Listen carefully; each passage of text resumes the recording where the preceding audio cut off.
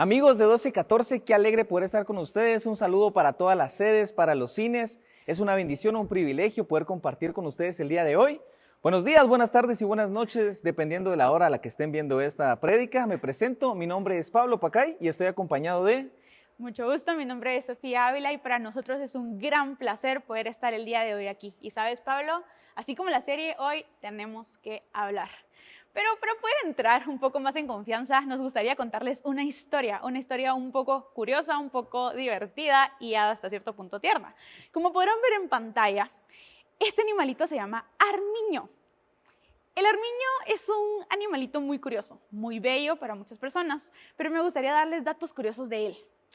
Él es un animalito muy veloz, muy cotizado, su piel es muy preciada para muchos cazadores y se vende por altas sumas de dinero. Por esta razón, ese animal sufre mucho sobre el tema de la caza. Los cazadores siempre están constantemente buscando la manera de poder obtener esta preciada piel. Y uno lo puede ver y es como, qué tierno, cómo pueden matar a este animalito. Y por eso quisiera contarles la historia de cómo es el momento de poder cazar y obtener un armiño. Saben, esos animalitos desde el día 1 tienen mucho cuidado con su pelaje, con su piel, están buscando mantenerse puros, perfectos, completamente blancos. Quieren mantener ese pelaje intacto.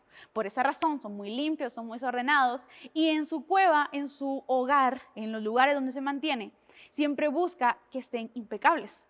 Siempre busca esa pulcritud, esa limpieza. Por esa razón es que mantienen este nivel tan delicado y tan preciado de su pelaje. ¿Qué es lo que han hecho los cazadores? Al momento en el que el armiño sale a cazar por comida, como es tan ágil y tan rápido, no lo pueden atrapar tan sencillo. Ingeniaron o inventaron una manera de cómo poder hacerlo caer. En el momento en el que él sale, los cazadores vienen y ponen tierra, barro, suciedad, hojas, todo lo que pueda manchar o hacer que su cueva, su hogar, esté completamente destruido y que pueda mancharlo.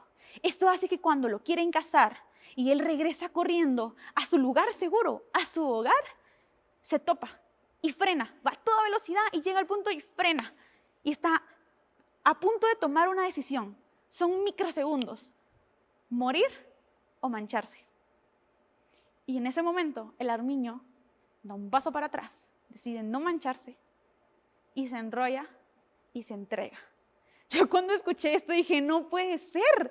O sea, ¿por qué este animalito en vez de mancharse? Yo me ponía a pensar, la sencilla solución sería después se puede ir a limpiar. Si es tan limpio, tan ordenado, podría después limpiarse.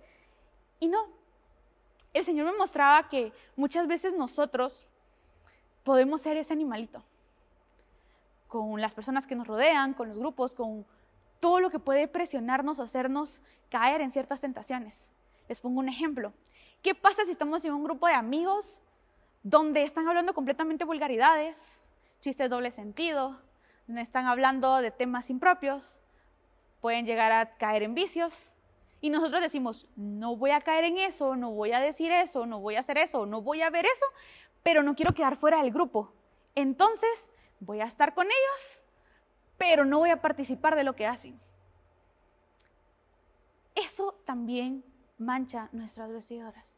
Y así es como poco a poco se van desgastando. Y así es como poco a poco nos vamos manchando, nos vamos contaminando y no nos damos cuenta en qué momento estamos completamente sucios y embarrados. La verdad, yo me asombré. Porque ese animalito, si se mancha, baja todo lo que nosotros podemos creer que vale esa piel. Y por eso, ¿de qué creen que podemos estar hablando el día de hoy? La verdad es el tema de los límites saludables. ¡Wow! Límites saludables. Límites saludables. Pero los límites saludables, para establecer un límite, hay que tomar una decisión. Y hoy vamos a hablar de esas pequeñas decisiones que pueden ser perceptibles o imperceptibles, pero que al momento de tomarlas nos pueden acercar más al Señor o alejarnos. No sé ustedes, pero esa historia del armiño, es impactante. Como una criatura que que a veces uno puede decir no tiene tanto pensamiento como uno como humano, sabe tomar una mejor decisión para mantenerse puro. Correcto. Es increíble porque quisiera que pudiéramos tener conciencia. Creo que por la edad en la que podamos estar, o están ustedes, mejor dicho, están acostumbrados a que las decisiones las toman los encargados de casa. A qué hora nos vamos a dormir, qué vamos a comer, a dónde vamos a ir, o a veces hasta lo que nos vamos a colocar. Pero la pregunta es la siguiente. ¿Creen que ustedes están listos para empezar a tomar decisiones por sí solos? Se las pongo de esta forma. No creo que sus encargados, sus padres, sus abuelos, todavía les digan qué ponerse. Les pueden intentar orientar, pero ustedes dicen, no, eso no me gusta, eso no es mi estilo, esto es lo que me voy a colocar. O les pueden decir, mira, come esto, te va a hacer bien. No, no me gusta, te prometo que no me pasa, y no lo comen. O no hacen la tarea, o no hacen sus responsabilidades, no cumplen con las responsabilidades en su hogar.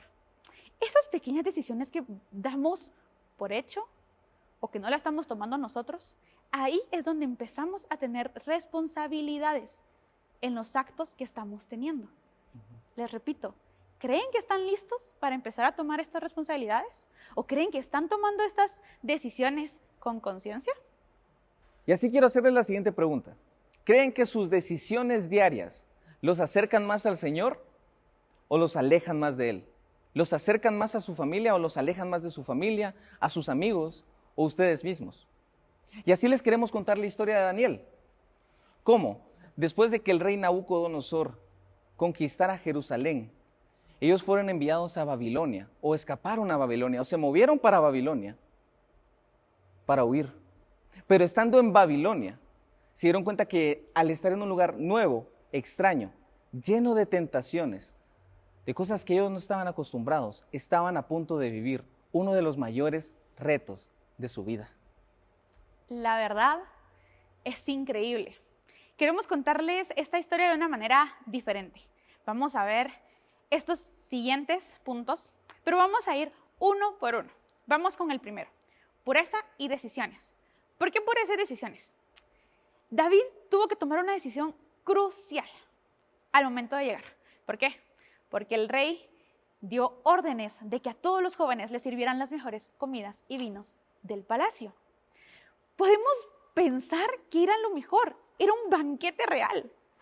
Pero Daniel sabía que esas comidas habían sido ofrenda para otros ídolos. Y en el momento en el que pudieran comer, se iban a contaminar. Por esa razón, Daniel y sus amigos toman la decisión de no participar de esos alimentos, de no consumir esos alimentos para no contaminarse. Más allá de contaminarse, decir, ay, me va a caer pesado, ay, es mucha comida. No, era contaminarse de una manera espiritual, porque sabía que esos alimentos conllevaban aún más.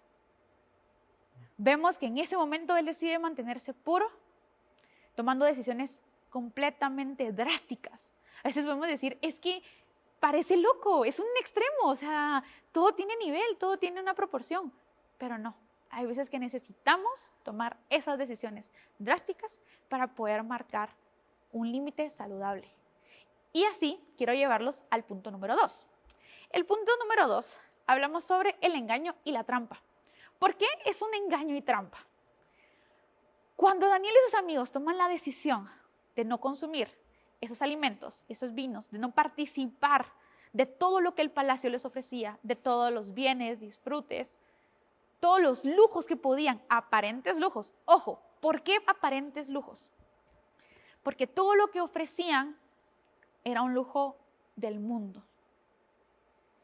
No era algo que llevara a honrar a Dios.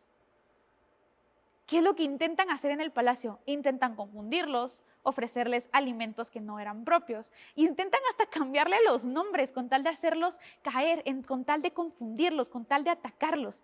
Imaginémonos, estamos en un grupo, en nuestro colegio, en nuestro lugar de educación, o a veces hasta en nuestra propia familia, y tenemos a alguien que está constantemente, no hombre, hacelo, hacelo, hacelo, está bien, todo lo estamos haciendo, participa, hombre, no seas aburrido. Así me imagino que estaba Daniel y sus amigos, o sea, todos así como, ala, estos, ¿qué onda? ¿Por qué tan aburridos? ¿Por qué no participan? Miren todo lo que nos están ofreciendo. Y ellos decidieron no caer en esas trampas y en esos engaños. y decidieron apartarse. Y eso nos lleva al punto número 3. El cual habla de Daniel y sus amigos queriendo honrar sobre todo a Dios. Y así llegamos al punto de deseos y límites. El deseo de Daniel y sus amigos, ¿cuál era? Honrar al Señor. Y para poder honrar y lograr cumplir ese deseo, establecieron límites. Nosotros no vamos a comer esos alimentos, solo comeremos verdura y beberemos agua. A veces en nuestra vida, podemos tener esos momentos de decir, puedo hacer lo que mis amigos hacen, puedo hacer lo que mi familia hace, o mejor hago lo que honra más a Dios. Y ahí es cuando Daniel, tras recibir esa inspiración de decir, ok, yo honraré al Señor, no lo hace solo así, sino usa la inteligencia, que es el punto siguiente. Con la sabiduría que el Señor le entregó a Daniel, que no es la sabiduría de Daniel, es la que el Señor le entregó, él vino y dijo, ok, hagamos algo. Que el resto de jóvenes, coma todo lo que ustedes quieran, coma toda esa comida entregada para los otros dioses, mientras que yo y mis amigos comeremos únicamente verdura y beberemos únicamente agua por 10 días. A ver qué sucede. Al pasar los 10 días, el resto de jóvenes estaba cansado, desganado, estaba débil. Al contrario de Daniel y sus amigos, que estaban fuertes, sanos y saludables. Y así queremos llegar al siguiente punto. En este punto, la historia cambia un poco. Seguimos hablando de Daniel y sus amigos, pero vamos a enfocarnos en el error que cometió el rey. En ese momento, el rey tiene un sueño y pide a todos sus sabios y a todos los que le servían que le ayuden a interpretarlo. Mejor dicho, que lo interpreten, que le digan el significado. En ese momento ellos no pueden darle un significado y no pueden ayudarlo. El rey se frustra y manda a ejecutar a todos sus sabios. Pero ¿saben? Había un punto que Daniel sabía el por qué los sabios no podían interpretar ese sueño. La clave era Dios. Los sabios lo estaban haciendo con sus fuerzas, con las fuerzas humanas. Y Daniel sabía que la clave era no confiar en las fuerzas humanas, no confiar en sus fuerzas propias y confiar y preguntarle al Señor qué era lo que significaba. En este momento nosotros podemos darnos cuenta o ver el ejemplo del rey, donde pudo, o mejor dicho, cometió ese error y lo llevó a ese pecado. Pero Daniel tenía esa clave. A veces nosotros podemos sentirnos como el bicho raro y decimos, es que eso no va por ahí. O tenemos ese discernimiento, que es el Espíritu Santo que está diciendo, no lo hagas, no caigas, no vayas. Y no, ¿pero qué es esto? Y ahí es donde tomamos la decisión de participar o no. Y debemos pedirle al Señor por medio del Espíritu Santo que pueda hablarnos y pueda ayudarnos a tomar la mejor decisión en ese momento. Y nos lleva al siguiente punto, que es el mundo. ¿Saben por qué? Daniel y sus amigos fueron alejados de su entorno, de su hogar, de sus líderes, pastores, familiares, de todo lo que ellos conocían, de su lugar seguro. Si lo quieren regresar un poco al armiño, fueron sacados de su cueva, de su hogar. Estaban expuestos al mundo, a los engaños, a las trampas, a las tentaciones, al pecado. Y ellos tenían que tomar decisiones sabias y drásticas. En ese momento, Daniel y sus amigos fueron un ejemplo, porque demostraron que no importando el entorno en donde te encuentres, puedes vivir una vida que haga sonreír a Dios. A mí me encantó poder leer esto, porque decía, ¿cómo puedo hacer que Dios sonría? O sea, que Él se agrade de lo que estoy haciendo.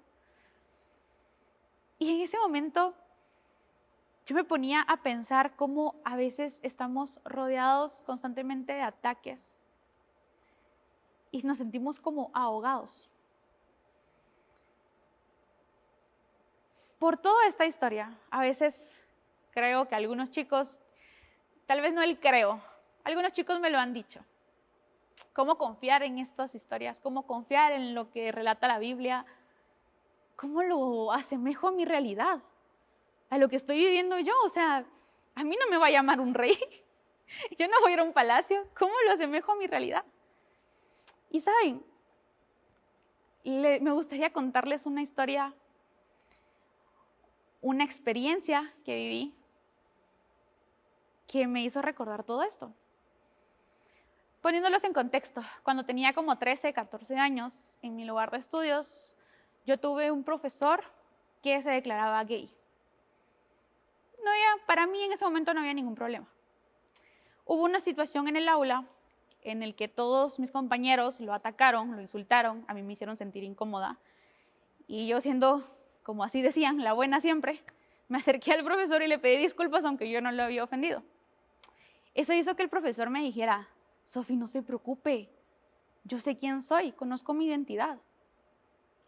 Créanme que esas palabras a mí me hicieron mover el piso. Me movieron el piso. Porque yo en esa edad, yo ya estaba empezando a entender que la identidad no iba por ahí. Que nuestra identidad era en Dios. Me empiezo a confundir un poco sus palabras, pero eso abrió una grieta para mí de curiosidad y para él también. ¿Por qué se los digo? Empezamos a tener una relación más amena de profesor-alumno, siempre muy respetuosa, pero llevaba él a preguntarme sobre la Biblia porque se enteró que yo era cristiana. Entonces me preguntaba, pero ¿es cierto que esto dice la Biblia? ¿Es cierto que no nos aprueban? ¿O qué opinas tú? ¿O qué crees? Y eso me llevó a mí a estudiar la Biblia en ese momento como podía, los medios que tenía, preguntarle a mis líderes, a mis papás, cómo podía contestarle sus preguntas. Porque yo sentía que tenía que defender a Dios. Sin embargo, el que él me preguntara eso, a mí me abría la puerta para preguntarle sobre su mundo. Entonces yo empecé a tener curiosidades muy exactas, preguntas muy específicas sobre la comunidad, sobre sus hábitos, sobre lo que él acostumbraba. Pasa el tiempo, tenemos esa relación cordial, y cuando finaliza el ciclo escolar sucede esto, que a mí me hace llegar al borde. Yo no sabía que yo ya estaba en el borde del abismo.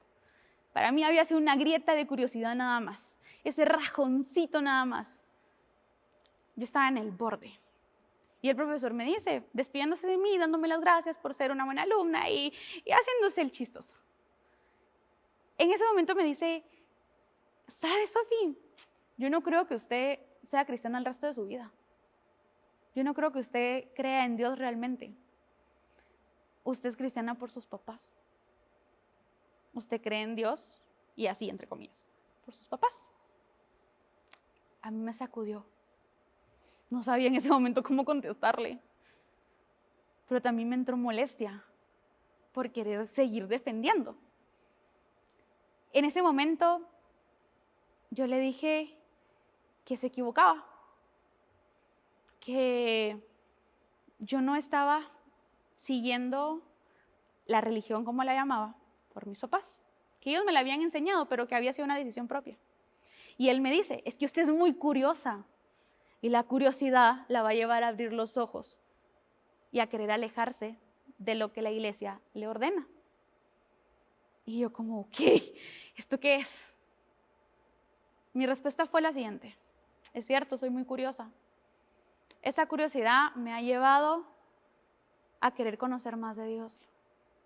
Y espero que esa curiosidad me acerque más a Él, por ese hambre de conocerlo. Disculpe si lo que entendió de mí fue otra cosa, pero creo que está equivocado. Ahí tuve que marcar mi límite con Él, porque estaba a punto de caer en el abismo. Si daba un paso, Él me daba otro empujoncito más, yo caía. Y tuve que aprender a hacer un paso para atrás. Al siguiente ciclo, yo me alejé de él, mantuvimos una relación más lejana, yo me protegí un poco más, pero esa duda quedó en mi cabeza. Obviamente las palabras, chicos, las palabras resuenan, las palabras duelen, las palabras pueden matar. Y eso me llegó a que yo reflexionara en mis acciones. y a ver cómo estaba actuando delante de mis compañeros, cómo estaba hablando, cómo me estaba comportando, cómo tomaba decisiones. Y me llevó a tomar límites para cuidarme y para cuidar mi testimonio. La verdad, creo que ahí podemos ver un poco cómo el entorno te lleva al borde del abismo, porque no marcamos los límites correctos para poder protegernos. Sí. Después de escuchar la historia de Sophie y escuchar la historia de Daniel, solo puedo decir, en definitiva, que ellos vieron grandes resultados en su vida y el respaldo del Señor al saber tomar buenas decisiones. Ahora te quiero hacer un par de preguntas. Te quiero retar. No me las tienes que responder, respóndelas tú mismo. ¿Qué estás viendo actualmente en la televisión? ¿A qué personas estás siguiendo en redes sociales? ¿Qué stickers o qué memes compartes? ¿Qué estás hablando con tus amigos? ¿Te estás excediendo o estás tocando temas que no deberías de tocar? ¿Qué estás buscando en internet?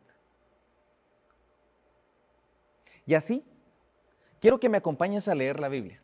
Porque si te preguntas y me dices, Pablo, es que esas preguntas no tienen base, o sea, ¿por qué me estás haciendo estas preguntas?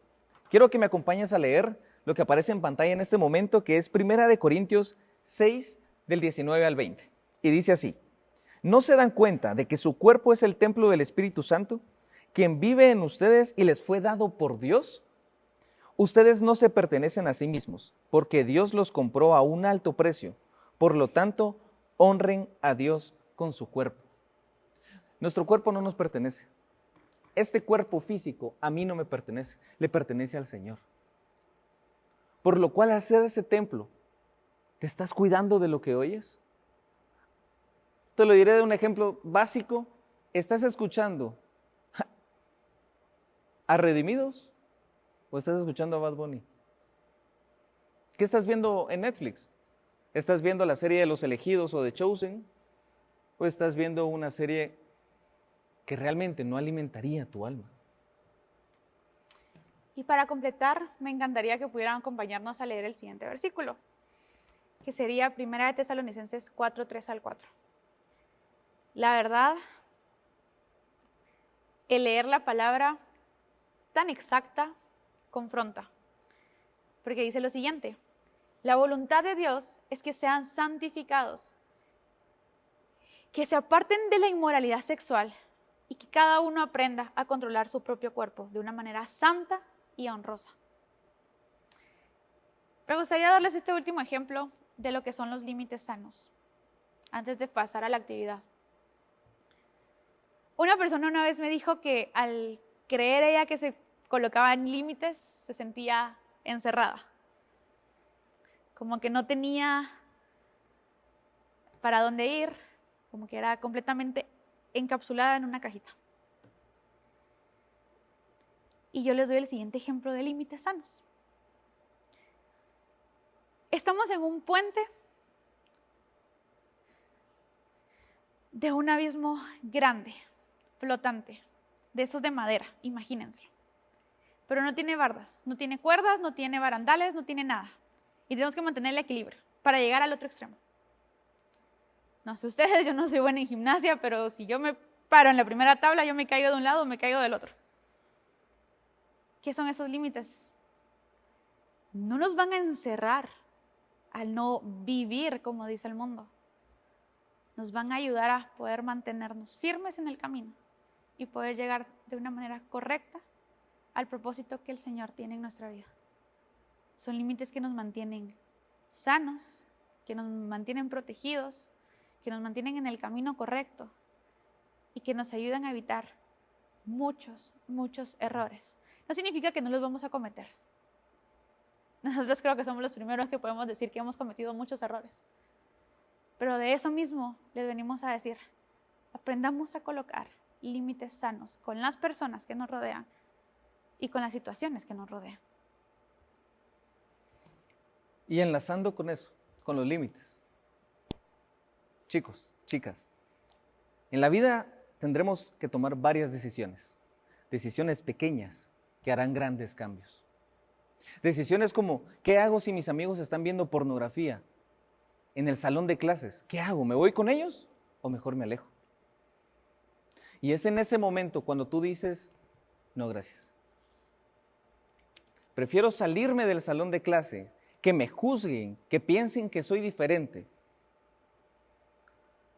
a deshonrar a Dios, porque mis amigos lo están haciendo. Prefiero 1000 veces eso. Y cuando haces eso, tú te darás cuenta.